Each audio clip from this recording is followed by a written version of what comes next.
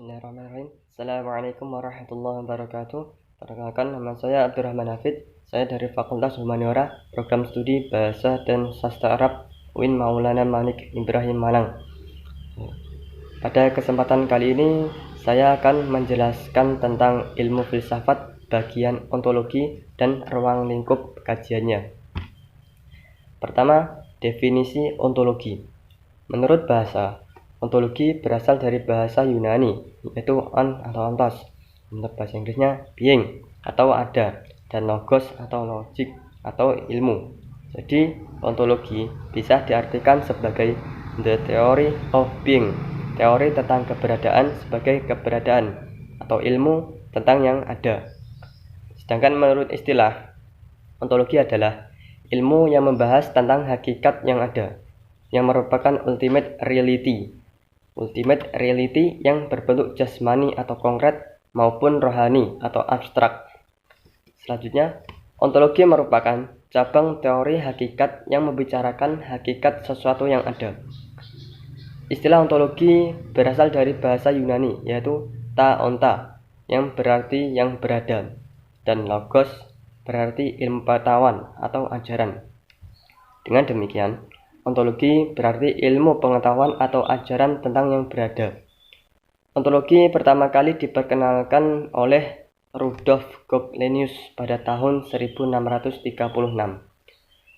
Selanjutnya masuk pada kajian objek, kajian ontologi. Yang pertama ada metode dalam metode ontologi. Kedua, metafisika. Yang ketiga ada asumsi. Pengertian objek kajian telaah ontologi adalah semua yang ada, yaitu ada individu, ada umum, ada terbatas, ada tidak terbatas, ada universal, ada mutlak, termasuk kosmologi dan metafisika, dan ada sesudah kematian maupun sumber segala yang ada, yaitu Tuhan Yang Maha Esa, pencipta dan pengatur serta penguasa alam semesta ini. Pertama yaitu metode dalam ontologi. Loren Bagus memperkenalkan 3 tingkat abstraksi dalam ontologi, yaitu ada abstraksi fisik, abstraksi bentuk, abstraksi metafisik. Apa itu abstraksi fisik?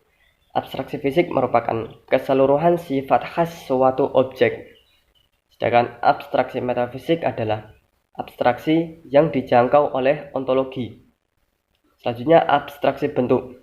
Abstraksi bentuk ini mendeskripsikan metafisik mengenai prinsip umum yang menjadi dasar semua realitas.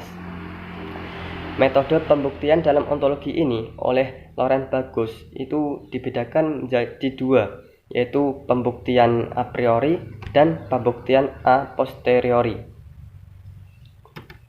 Selanjutnya, metafisika. Metafisika merupakan cabang filsafat yang membicarakan sesuatu yang bersifat keluar biasaan atau beyond nature, yang berada di luar pengalaman manusia. Metafisika mengkaji sesuatu yang berada di luar hal-hal yang biasa yang berlaku pada umumnya atau keluar biasaan, serta hal-hal yang tidak dialami atau di luar pengalaman manusia.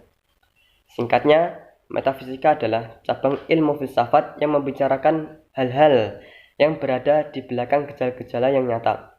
Jika ditinjau dari segi filsafat secara menyeluruh, metafisika juga ilmu yang memikirkan hakikat di balik alam nyata ini. Metafisika umum dimaksudkan sebagai istilah lain dari ontologi. Jadi, metafisika umum atau ontologi adalah cabang filsafat yang membicarakan prinsip yang paling dasar atau paling dalam dari segala sesuatu yang ada. Selanjutnya, asumsi.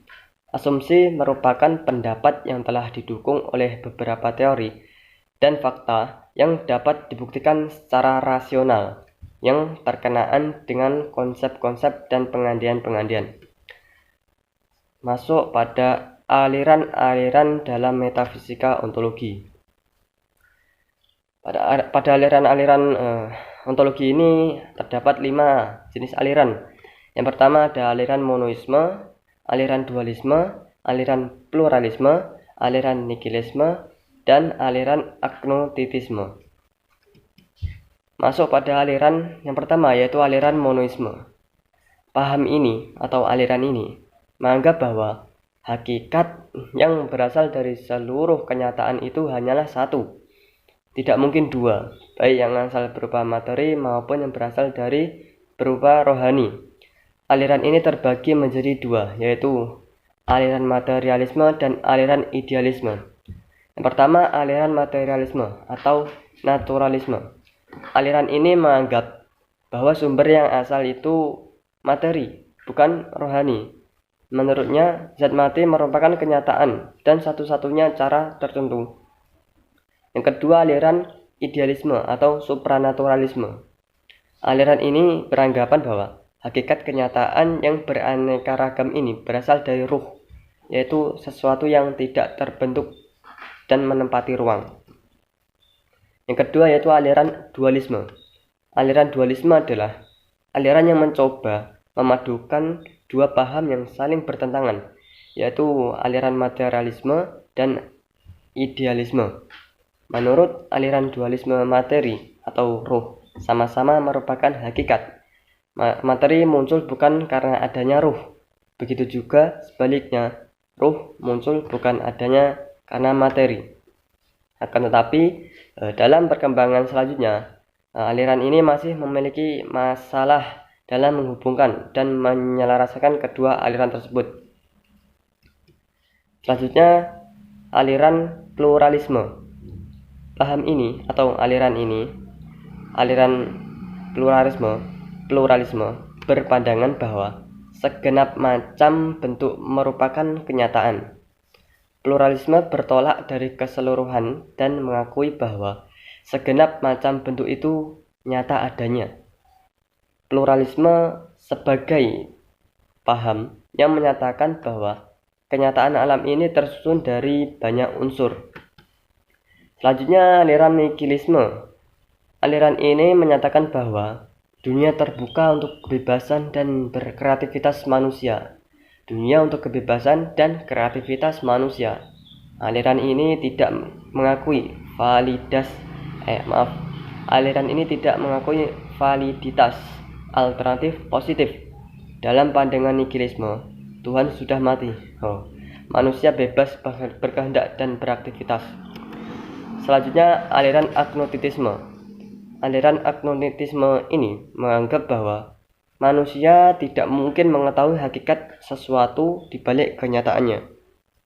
Manusia tidak mungkin mengetahui hakikat batu, air, api, dan sebagainya. Sebab menurut aliran ini, kemampuan manusia itu sangat terbatas dan tidak mungkin tahu apa hakikat sesuatu yang ada, baik oleh indranya maupun oleh pikirannya. Paham agnostitisme mengingkari kemampuan manusia untuk mengetahui hakikat benda, baik hakikat materi maupun rohani. Selanjutnya masuk pada teologi. Teologi ini juga merupakan bagian dari kajian ontologi. Dalam kamus teologi dijelaskan bahwa teologi dalam bahasa Yunani artinya pengetahuan mengenai Allah, yaitu usaha untuk memahami dan menafsirkan keberadaan wahyu. Dalam bahasa Latin, teologi diartikan sebagai ilmu yang mencari pemahaman. Maksudnya, dengan menggunakan sumber daya rasio, khususnya ilmu sejarah dan filsafat, teologi selalu mencari dan tidak pernah sampai pada jawaban terakhir dan pemahaman yang selesai. Sedangkan yang dimaksud teologi dalam ruang lingkup filsafat metafisika adalah filsafat ketuhanan yang bertitik tolak semata-mata kepada